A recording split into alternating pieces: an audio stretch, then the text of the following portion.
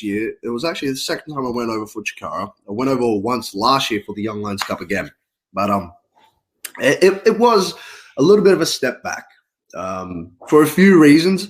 Obviously, Chikara being run by Mike Quackenbush, he obviously runs his company obviously different to how PWA is run and how every other organization would be run. So it's just going in there, you're, again, very much the new kid on the block, so to say. So you just basically play ball. You play ball with how the promoter wants it to be done and likes it to be done, and you just basically do it. It was a bit of a learning curve or a bit of an experience wrestling the students and doing all that. But yeah, it was fantastic. I was fortunate enough there to train while I was over there at the Wrestle Factory. So I have nothing but great, amazing things to say about Chikara and Mike Quackenbush, and I know that may be frowned upon given some information that's come out, but I hold those experiences that I've had quite dearly. They are obviously very significant to me, and just because of what has come out about the company and obviously the person doesn't mean it doesn't take away the validity or the hard work I've put towards in going over there, trying to represent PWA and show my shit, and putting the hard work to hope to eventually win the Young Lions Cup. But that's the thing, you by no way should anything that came out about Quack and Chikara, belittle your experience over there. I mean, you went over there, you had a great time, and you had some success over there. That is a massive accomplishment. And that should still be a massive accomplishment. You know what I mean? That would be my sort of take on it. That's my take on it, and obviously other people have different takes on it, and they either jokingly or quite seriously say, "Oh, you should disassociate yourself from, being that champion." And with Chikara, and I always say respectfully, I don't choose to. If anything, is just recognition of hard work I've been putting in, and recognition of just the time and my dedication to the craft and to the sport that is pro wrestling. And every time I say this is again, I'm not very sentimental, but every time I say this, it's a bit of a motivation, a bit of a kick up the arse, or obviously keep going a bit. So I don't tie this to anything that's come out against obviously Chikara and Mike Quackenbush. This is just very much a symbol or representation of hard work and dedication I've been putting in. Mate, absolutely, and I completely agree with you. It has nothing to do with it, and the people that are saying that, if they were in your shoes and they were walking around with that trophy, would they be saying the same thing? It's people on the outside want to sit there and throw stones, but look, you to go over there and sacrifice time away from family and put your effort into doing this and becoming a professional wrestler, and to be recognized like that is a huge accomplishment, and you should be proud of it. Yeah, and sure shit, baby, I'm proud as punch. And the fact that I've been fortunate enough to be lumped in with some great alumni Chikara wrestlers who have held this Young Lions Cup, man, that's some high praise, and that's some esteemed company. So, oh, dude, 100%. But did you wrestle anywhere else when you were over in the States both times, or was it? I wrestled at one other place, and it was at I think it was the home promotion for one Mike Quackenbush when he was first coming up. He agreed to take a booking there, and then when I was over there, Mike Quackenbush just said to me, like, "Ricky, do you want to wrestle?" And I'm like, playing it cool. I'm like, "Yeah, Mike, okay, we'll wrestle around." Where inside my mind, I'm like, damn effing straight do I want to wrestle. I've been wanting this for quite a while. So it's all right.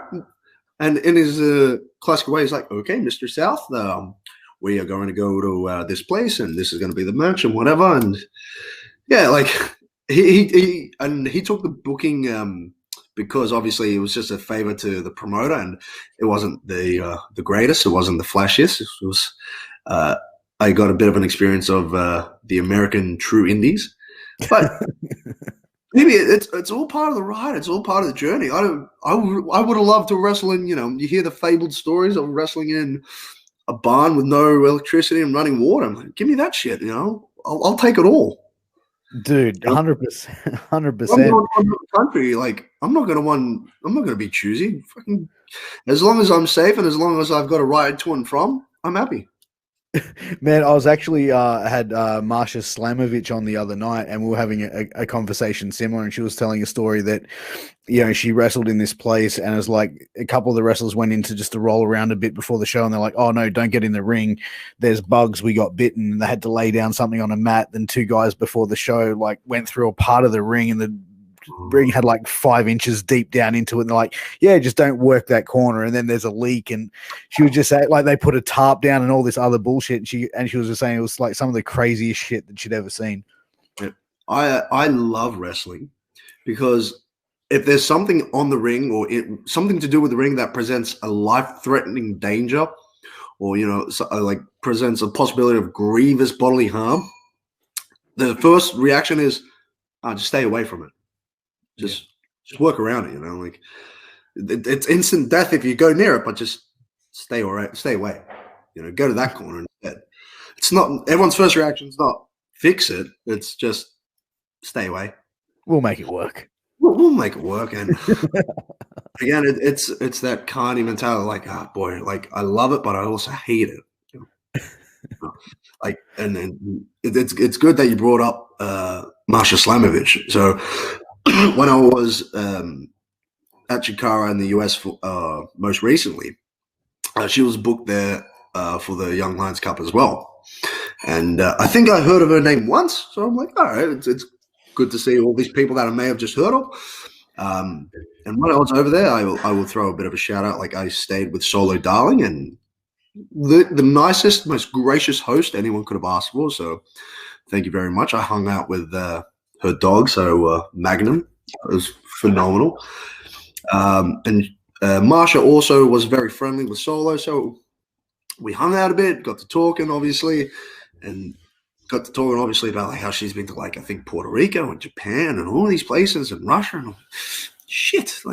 Marsha's been fucking places, And then every now and then, either of us will just kind of react to one about someone's story, because it's probably something about wrestling in Japan, and we're both very much fans of that, and we'll just react and then quickly again shoot the shit, a little bit of a chat, and we'll do that every now and then. But yeah, Marsha Slamovich, wonderful person, and someone probably on the list of people I'd like to wrestle eventually.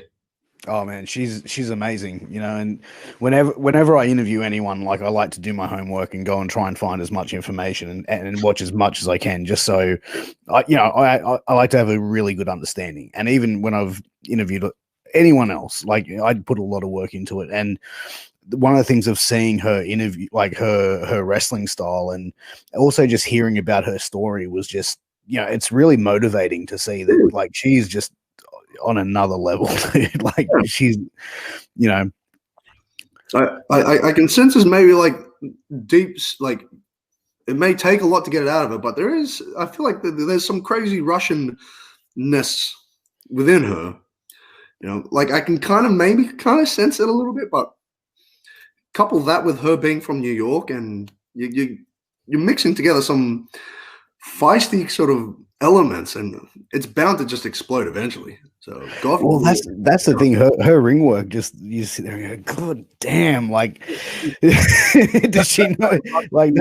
That's it's, you don't see many women wrestling that aggressively, and it's just whoa. And she did mention she wants to come to Australia, so there you go. She has that connection to PWO with you. Maybe you guys can have that match. She has that connection. She also has a connection with, again, Mick Moretti and a few other people, being in the States throughout them. But yeah, like, man, there was some plans with other people as well for Australia and to come in, and man, there were so many plans, and then obviously, thank you, COVID, and it just ruined everything. But Yeah, fucking COVID, man, that sucks. How did you survive not wrestling and gyms being closed and shit like that? Like, because you seem like you're a pretty energetic person, and I think like you being locked inside a house for a period of time would probably like do your head in. Oh, it's hell. Like being locked in. Like I'm very like I don't like to be a recluse. I don't like to be like locked up. So it was shit. Especially like COVID for us, like the quarantine lockdown happened pretty much about a week after a scheduled main event in which I was meant to wrestle in. I was meant to wrestle Caveman Oak for the title.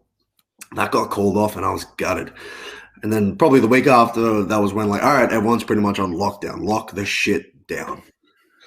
And I'm like, fuck, I don't know what to do. So I just obviously watched wrestling, just tried to pass time. Luckily, I live with other wrestlers, so we were all kind of in the same boat. And I got very creative with a lot of my home workouts. I'm very much a fan of obviously calisthenics and doing a lot of bodyweight stuff. So obviously your squats and your push-ups and your sit-ups. But tried to sprinkle that in with a bit of a variation. We did a lot of Zoom training sessions with PWA as well. So that shit never stopped. That was still going nearly 7 days a week. Wow. Yeah.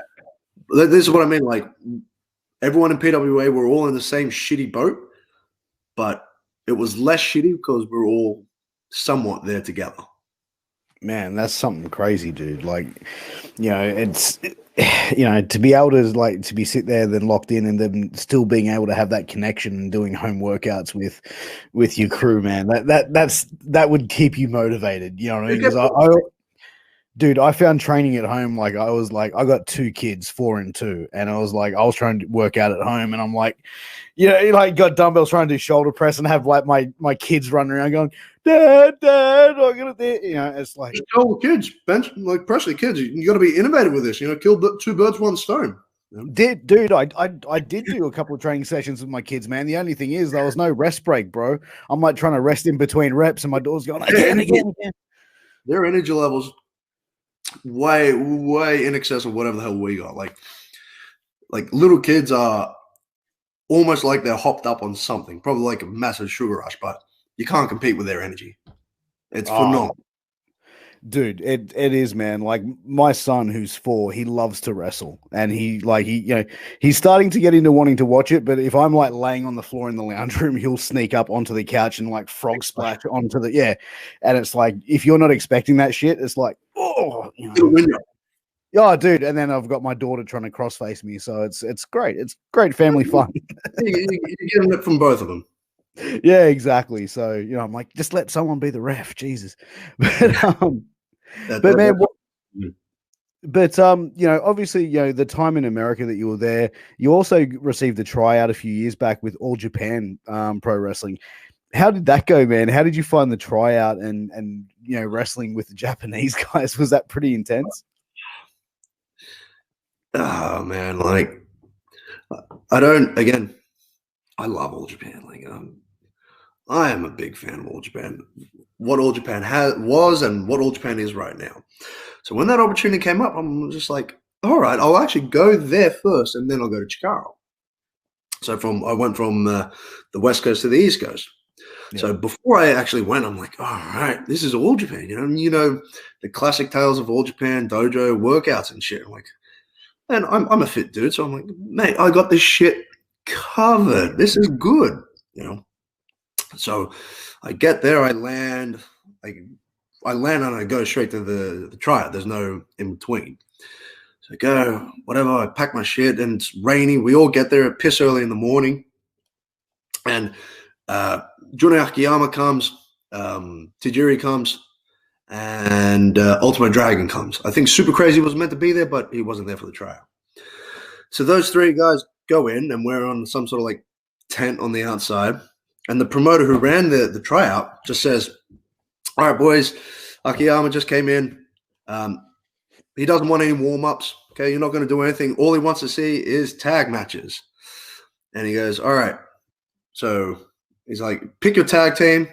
And he like said like he wants to see a few like six mans as well. So he pointed to me, two other people. He's like, you're a team. Pointed to me, two other people. You're a team. You got about 3 minutes. Put it together. Go wrestle. I'm like, oh shit, you know. So we quite legitimately had like 3 minutes. Put together a 6-man match for again Tajiri, Akiyama, and Ultima. I'm like, oh crap. So we go in there. And little did we know, like Akiyama, he only wanted to see like 3 minutes. So after 3 minutes, he just like, all right, that's enough. Everyone out. Luckily, in those 3 minutes, I managed to grab about in the ring for about 30 seconds. And in those 30 seconds, I'm going to make myself a fool. I'm going to be the most charismatic, over the top motherfucker that anyone is seeing there. Because how else are you going to be memorable in 30 seconds if you're just punch, kick, bump?